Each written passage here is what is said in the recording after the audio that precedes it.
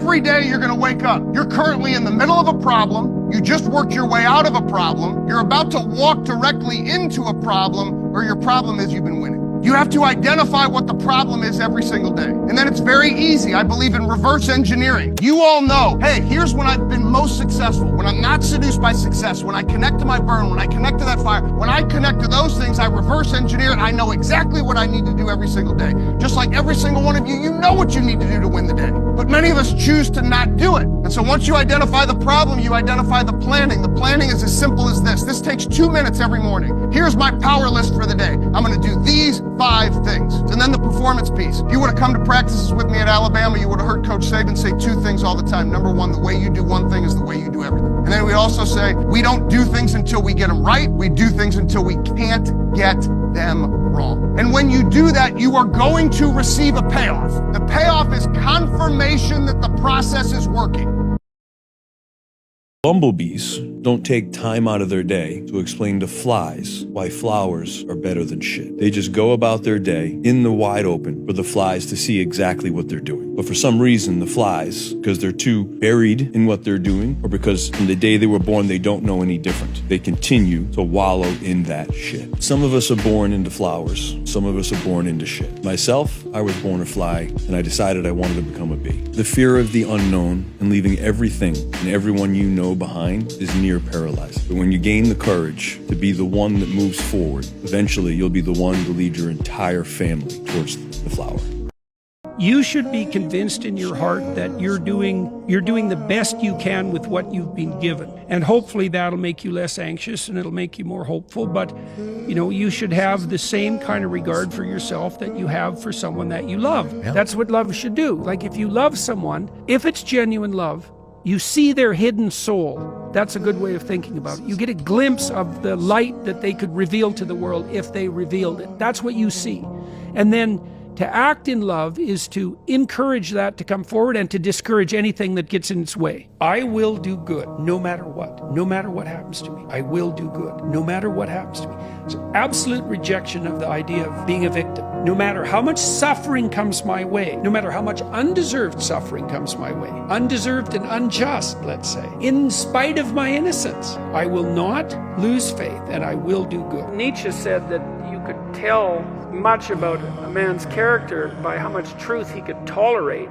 The pathway to who you could be if you were completely who you were is through the truth. And so the truth does set you free, but the problem is that it destroys everything that isn't worthy in you as it sets you free, and that's a process of burning, and it's painful because you cling to what you shouldn't be. The undisputed first law of personal growth is this: that people will never rise above the opinion of themselves. Work on yourself. What do you want to choose to focus on? When we commit to self-mastery, we give ourselves the best shot of becoming the best and greatest versions of ourselves that we can be. And then we get to become the example and the invitation to others. Be the change you wish to see in the world. If you could give everyone in the world an experiment to do for 30 days, one activity that they'd have to do every day for 30 days, what would it be? I would ask them to take out a piece of paper and write down every thought that they've been thinking that's standing in the way between their future and where they are. To write down every habit or behavior, even how they speak, that stops them from becoming the person that is healthy, wealthy, or free. I would have them write down what the behaviors look like of a great person that they wanted to become. And I would have them practice thinking about it and practice rehearsing it. And then I would say to them, what emotions would you feel when your future happened? Because you have to teach your body emotionally what that future feels like before it happens. And every day, if you practice that, and just become conscious of who you no longer want to be and keep becoming conscious of who you do want to be, you should begin to see evidence in your life. And when it comes in a way that you least expect, that surprises you and leaves no doubt that it's come from a greater mind, then you'll be inspired to do it again. And now we believe we're more the creators of our lives and less of the victims of our lives. Pick something you would do for free and make that your career. And you'll never live a sad day in your life. Now, I don't mean to say that being wrong is the same thing as being creative. What we do know is, if you're not prepared to be wrong, you will never come up with anything original. If you're not prepared to be wrong. And by the time they get to be adults, most kids have lost that capacity. They have become frightened of being wrong. And we run our companies this, by the way. We stigmatize mistakes. And we're now running national education systems where mistakes are the worst thing you can make. And the result is that we are educating people out of their creative capacities. Picasso once said this. He said that all children are born artists. The problem is to remain an artist as we grow up. I believe this passionately, that we don't grow into creativity, we grow out of it. Or rather, we get educated out of it. How do you know that you're on your path? Because it disappears. That's how you know. How do you know that you're really doing something radical? Because you can't see where you're going. That's how you know. But everything you have lent on for your identity has gone. And so you are going to enter the black contemplative splendors of self-doubt at the same time as you're setting out on this radical new path. So you need to know how you know where you are. Poetry shows how incredibly precise it is in there. It was a story that would be told to a young boy or girl that would ask the question, what do I do when I'm lost in the forest? Here's the answer that the elder gives. You can feel from this how precise the teaching is. The elder says, stand still. The trees ahead and bushes beside you are not lost. Stand still. What do I do when I'm lost in the forest? Stand still. The trees ahead and bushes beside you are not lost. Wherever you are is called here, and you must treat it as a powerful stranger, must ask permission to know it and be known. Listen, the forest breathes. It whispers, I have made this place around you. If you leave it, you may come back again, saying, here. Stand still. The forest knows where you are. You must let it find you. See, what's astonishing about that poem is you can say, there are three things in this poem, you see, that are absolutely clear. First of all, the elder says, you cannot sleepwalk your way into your destiny. You must wake up and pay attention. Stand still. You know, the trees ahead and bushes beside you are not lost. You must pay attention. Second stage is that in this teaching from the elder is this incredible feeling of silence. That unless you have this silence in your life, and you feel the silence in the poem, where he says, if you leave it, you may come back again, saying, here. And I think what the elder is saying there is that if you pay real attention, unless you have silence, an ability for silence in your body to do that, then you will get too frightened. Because all the voices inside you will drown out any real change. You have 100 reasons not to make any real change, you see. And you've got all the voices and all the reasons not to do it. And so the ability for profound silence is being called on here. And then that attention can flower into something else.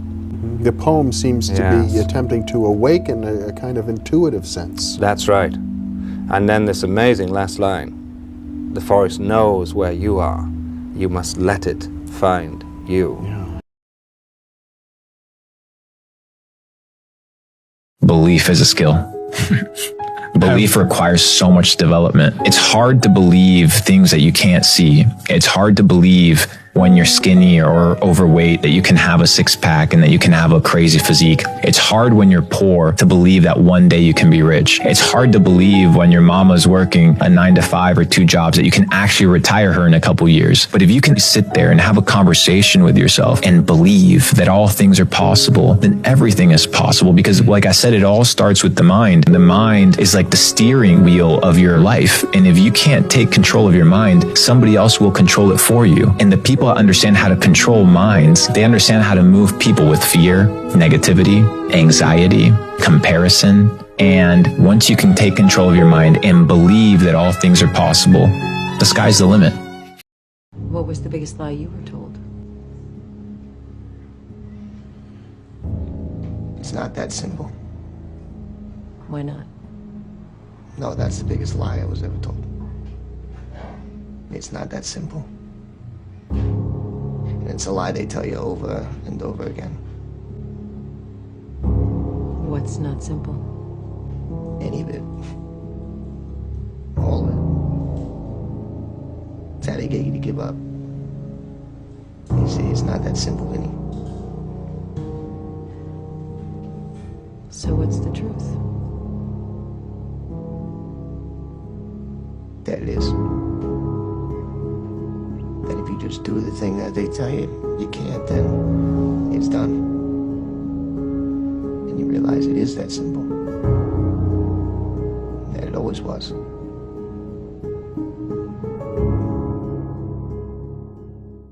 I feel like I was very, very misled in my early years because I had this impression that somehow the great entrepreneurs that I admired were somehow better than me. They were somehow fearless. I think we've been taught this load of crap from hero stories. We ask, how did you become successful? And they say something like, well, I had this vision and I could see what was going to happen. The rest of you idiots couldn't, but I could see.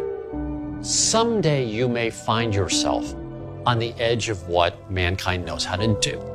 And you may have a perfect problem that lies just over that horizon. You don't know how far, but you decide to go for it. And the second you step over that line, the first thing you're going to feel is fear. You're going to be uncomfortable. Your friends are going to tell you to stop. And if you recognize that that is what's supposed to happen when you leave the world of the known, you are more likely to keep going. And I want more people to keep going. Like, we've got a lot of problems in this world. And who's going to solve those? There is no course for something that hasn't been done yet, and there's no expertise in something that mankind has not yet figured out how to do. Nothing is done by an expert the first time. Every small job, if it's done well, means a lot. But choose carefully, because you'll stay in the job that you pick for the rest of your life. The same job for the rest of your life? I didn't know that. What's the difference? Huh? So you'll just work us to death? We'll sure try. You work away your life, and what does it get you? Smiles and faces? No. You get cash. Cash that can't buy back what the job takes. So I have to work for the rest of my life to pay for stuff that I don't want just so everyone else can suffer the same horrible fate as me? Exactly. Come on, surely there's more to life than that. Nope. I'm out of here! Enjoy your pathetic lives working 9 to